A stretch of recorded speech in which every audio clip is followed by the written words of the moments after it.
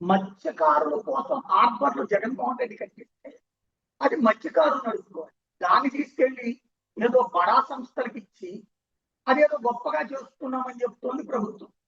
మత్స్యకారులకు సంబంధించి బాపట్ల దగ్గర వాళ్ళు స్ట్రైట్ గా ఉన్నటువంటి కాలువని విధ్వంసం చేసి టూరిజానికి వాడుకుంటే వాళ్ళని అక్కడ మత్స్యకారులను కాపాడకపోగా ఆ నాయకులకు వత్తాసుగా నిలిచింది ప్రభుత్వం. అట్లాగే జువలదిన్న ఫిషింగ్ హార్బర్ తీసుకెళ్లి ఆ పక్కన ఉన్నటువంటి ప్లేస్ అంతా ప్రైవేట్ వాళ్ళకి ఇస్తూ చివరికి ప్రభుత్వం చేతిలో ఉండాల్సినటువంటి హార్బర్లని ప్రైవేట్ వాళ్ళకి ఇస్తూ గొప్పగా ప్రొజెక్ట్ చేస్తున్నటువంటి ఒక ఎత్తు అయితే చివరికన్నీ మత్స్యకారుల జీవితాలతో వాళ్ళు ఇచ్చే డబ్బులతో బతికేయమని చెప్తున్నటువంటి సిచ్యుయేషన్ ఇప్పుడు కీలక పరిణామం చోటు చేస్తుంది.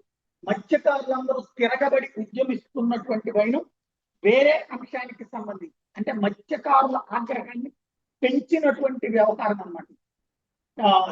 పొట్టి శ్రీరాములు నెల్లూరు జిల్లాలో అలవస్థపడుతూ ఆహ్లాదకరంగా తీర ప్రాంతం చంద్రబాబు సర్కార్ పెద్దల కుట్రతో అట్టుడికిపోతుంది.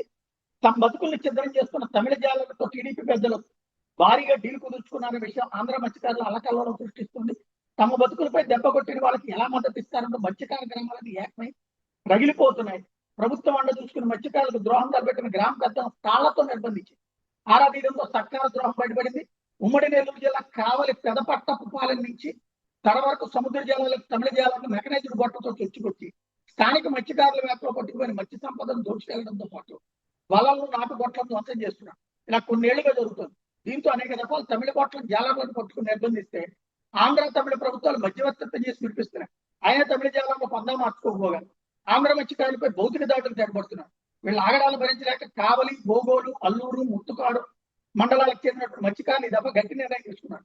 5 నెలల క్రితం తమిళనాడు చెందిన 4 మెకనైజ్డ్ బోట్లు 500 cc జిల్లాల్లో చొరబడి మత్స్య సంపదను దోచుకుంటుండగా ప్రాణాలకు తెగించి ఆ బోట్లతో పడుకోలు తమిళ జాలను అదుపులో తీసుకున్నారు.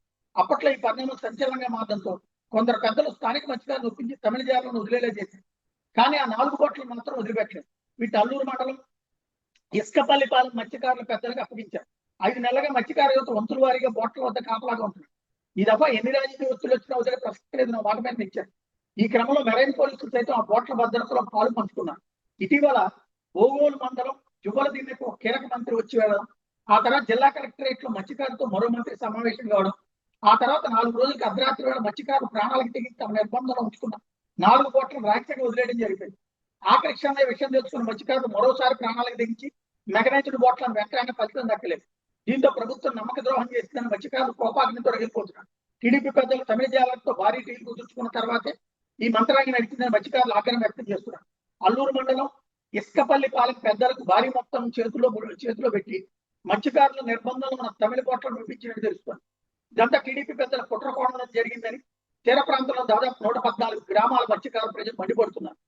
అల్లూరు మండలం ఇసుకపల్లిపాలెంకి చెందిన గ్రామ పెద్ద కాపు ఆయన 2 కుమారులతో పాటు గోగోలు మండలం బంగారపాలెంకి చెందిన మరో కాపులు మత్స్యకారులు ఆయా గ్రామాల పెద్దలు కాపులు కలిసి నిర్బంధించారు. తాళ్లతో కట్టేసి కుట్రకోణం కనుక టీడీపీ పెద్దలు ఎవరన్నారు చెప్పాలని ఒత్తిడి తెచ్చారు. మత్స్యకారులకు ద్రోహం తలపెట్టిన కాపులు నోటించే టీడీపీ కీలక నేతల పేర్లు వచ్చినట్టు తెలుస్తుంది. టీడీపీ చేతులు రాజ్యసభ సభ్యుడి హస్తం కూడా ఉందని కొందరు పోలీసు అధికారులు కూడా సహకరించడం వల్ల ఈ బోట్లు వదిలేశారని సమాచారం. దీంతో అధికార పార్టీ నేతలు పోలీసులు అటువైపు వెళ్ళడానికి చెబుతున్నారు. ఈ నేపథ్యంలో భవిష్యత్ కార్యాచరణ కోసం వచ్చే నెల 3 సమావేశం కావాలన్న గ్రామాల మత్స్యకారులు నిర్ణయించారు. అప్పటి వరకు తాము నిర్బంధించిన వారిని తమ అదుపులోనే ఉంచుకోవాలని నిర్ణయించినట్టు తెలుస్తోంది. తీరం తిరుపతి, నెల్లూరు, ప్రకాశం, బాపట్ల జిల్లాల మత్స్యకారులు తరచూ తమిళ జాలతో బతుకు పోరాటం చేస్తున్నారు. వీళ్ళు వేటాడి మత్స్య సంపదను రెప్పపాట్లో తమిళ మత్స్య దొంగలు అంతర్రాష్ట్ర సరిహద్దులు దాటొచ్చి దోచుకుపోతున్నారు. తమిళనాడులోని వ్యాపారులు కొందరు అత్యాధునిక బోట్లు వలతో వచ్చి మత్స్య సంపదను కొనగొడుతున్నారు. నిబంధనల ప్రకారం తీరానికి 12 నాటికల్ మైళ్ళ అవతల కాకుండా కేవలం 5 నాటికల్ మైళ్ళ లోపే వేట సాగిస్తున్నారు. తిరుపతి జిల్లా తడ నుంచి ప్రకాశం జిల్లా కొత్తపట్నం వరకు తమిళ మత్స్యకారులు దూసుకొస్తున్నారు.